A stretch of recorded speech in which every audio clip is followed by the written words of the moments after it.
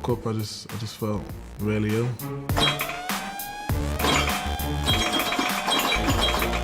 I try not to think about the people dying from it.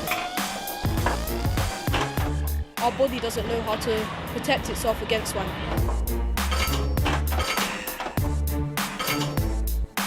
Do you have any cure for swine flu?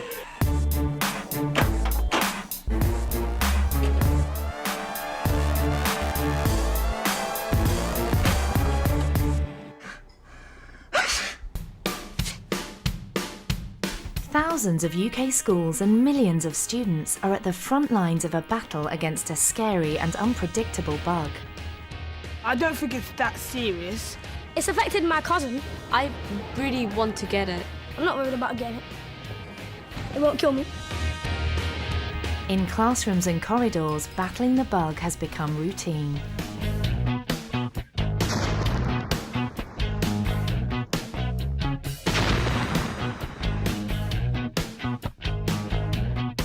Young people are bearing the brunt and have countless questions.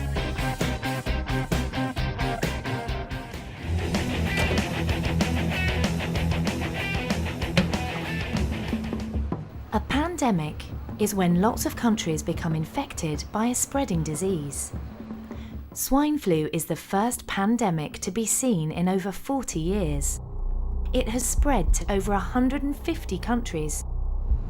Pandemics come in waves and spread fear and confusion. It's made me quite scared of how bad it can get, and it's scary to know that maybe one of your family could get it, or even yourself. On buses, I'm sort of don't want to touch stuff, and I'm like, hold on to my friend.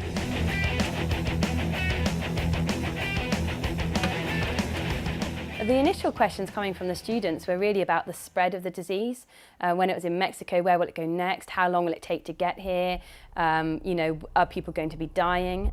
Dramatic reports of deaths in Mexico nearly caused worldwide panic. But the virus wasn't as deadly as first feared. But there's no escaping the fact that people are dying and young people are at greater risk. I'm scared of catching it.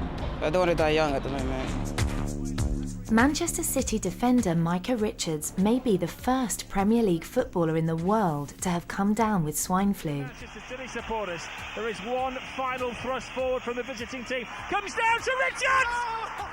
Micah Richards! Out in Greece, I was out there for 7 days.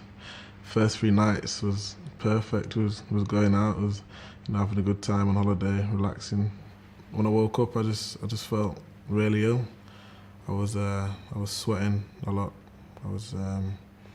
I couldn't really move. I felt really weak. I thought it was curtains, I couldn't really speak. I couldn't really move. So I knew it wasn't right. I knew something wasn't right. More details have emerged about some of the people to die with swine flu. While in Greece, Micah received Tamiflu and was back on his feet after 5 days. It's not that bad. I was lucky enough to escape it.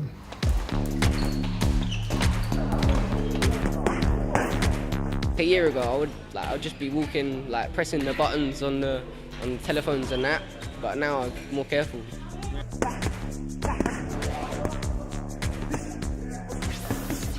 Are you more likely to die by swine flu than any other bad flus? Our best understanding of how serious this disease is so far is it's comparable with seasonal influenza, the sort of flu we get year after year. People do die, but they're very unfortunate and in a very small minority. Our best guess so far is about 1 in 1,000 people who get ill with this disease might have a risk of dying. If you do not have underlying health problems such as asthma, HIV or heart disease, the risks of actually dying are greatly reduced.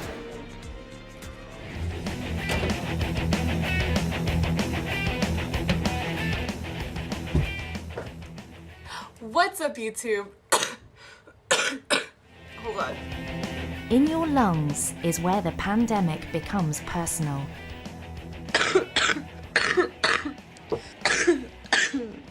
Inhaled virus particles infiltrate lung cells, where they multiply and spread to neighbouring cells.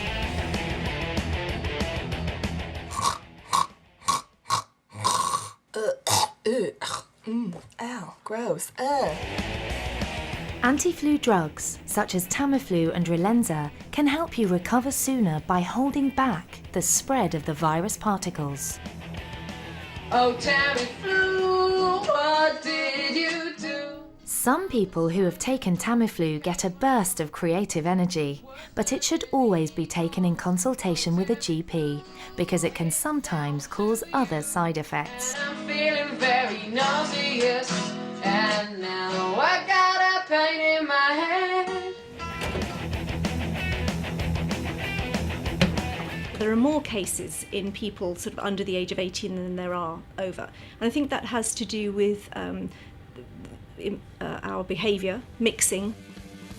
One theory about why young people are at greater risk assumes that there's more mixing between young people than between adults. The second theory that's coming out, and this is really from a research group in California, are looking at the experience that older people have in terms of being infected with influenza. Having encountered more strains of flu in their lifetimes, older people may have developed better defences.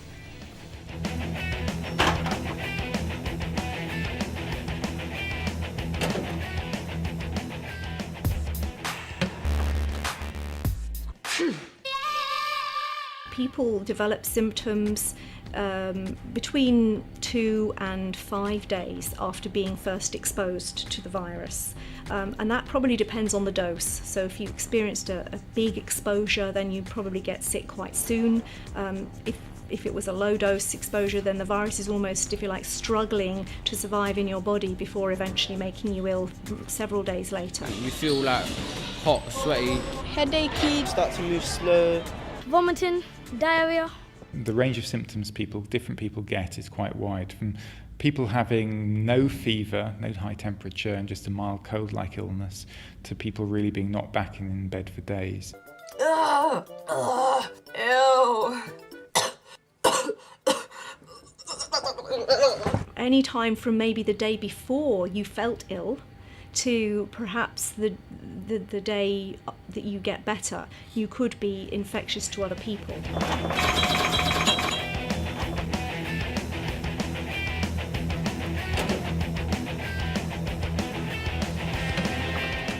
The concerns raised with me in my class were when it was being discussed in the newspapers about the development of the vaccine and the use of the chicken eggs.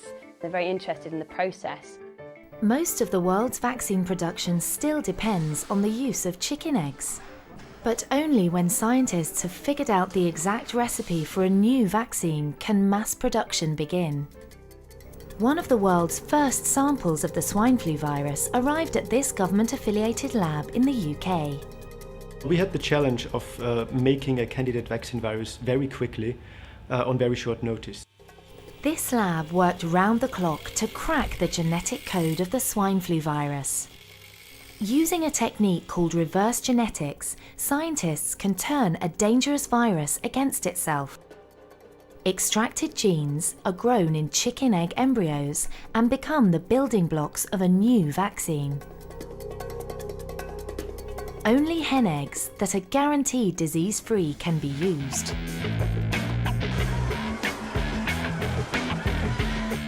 If we imagine that one egg is one dose, to create 120 million doses, you need 120 million eggs. And so that's not really feasible if you're trying to expand rapidly. At Imperial College London, an alternative to chicken embryos is being developed, called mammalian cell suspension. High-tech stainless steel chambers replace chicken eggs. In terms of capacity, you're not limited to the number of eggs that you can produce. The amount you can produce is limited to the size of your bioreactor.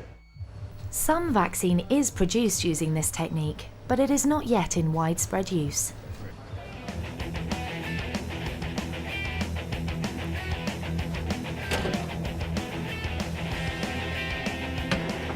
How safe will that vaccine be? We don't want to be rushing into something and find that the vaccine itself might have side effects which we haven't been aware of or didn't predict. Using vaccines in these instances are difficult because you have to think about the risks versus the benefits. We perform all our regular quality control checks on these viruses as we do under non-emergency conditions. The good thing about all of the fuss about bird flu over the last sort of 10 years or so is that we've now worked out some very good ways of making a pandemic-type flu vaccine.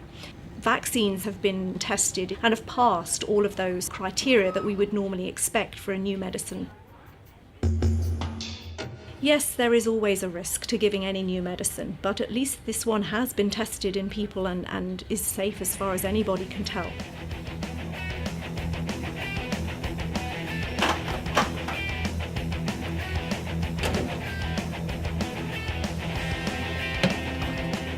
The vaccine they're developing based on the virus now, would it be effective if it mutates into the more virulent strain? This swine flu, will mutate. The swine flu virus could mutate to a less dangerous strain.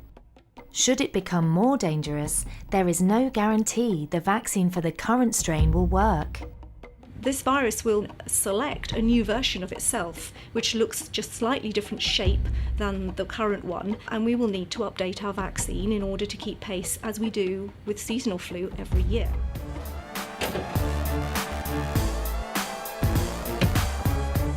Initially, kids look at it from the optimistic point of, oh, school's going to be closed, and they think, yes, great, if someone has it, we're all off for weeks, and that's a positive thing. But the reality is, when you start talking about this exponential growth of the number of pupils and teachers and people in the wider community affected, then they start beginning to think, oh, what would happen in the worst case scenario? Because a pandemic infects populations in waves, scientists are now very concerned that many more people could become infected in a second wave. In the worst week of the epidemic, we might be expecting in the UK maybe 1 million people per day to become sick.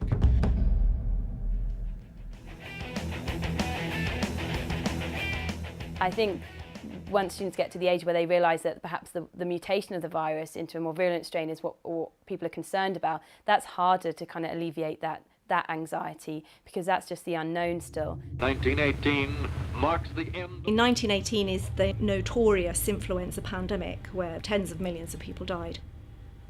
I think the good news about all of these worst case scenarios are that even when you work with 1918 virus, as the people in the United States have done so, that virus is still susceptible to the antiviral drugs that we have today that we're using against swine flu. So despite the virus's incredible power, if you like, to replicate, if you use the right therapy at the right time, then you can still control it. Any new virus, no matter how pathogenic, we are absolutely confident that we can develop a candidate vaccine virus against any virus that emerges. Please don't touch me if you're infected, and if you're not, then I stand corrected. Oh yeah, I've been looking after myself, that's why.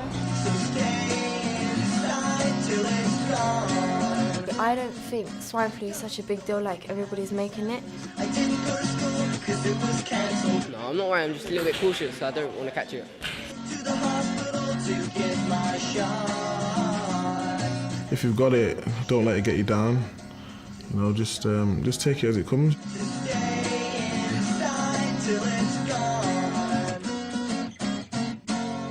I hope you guys stay healthy, wash your nasty ass grimy hands, drink a lot of juice.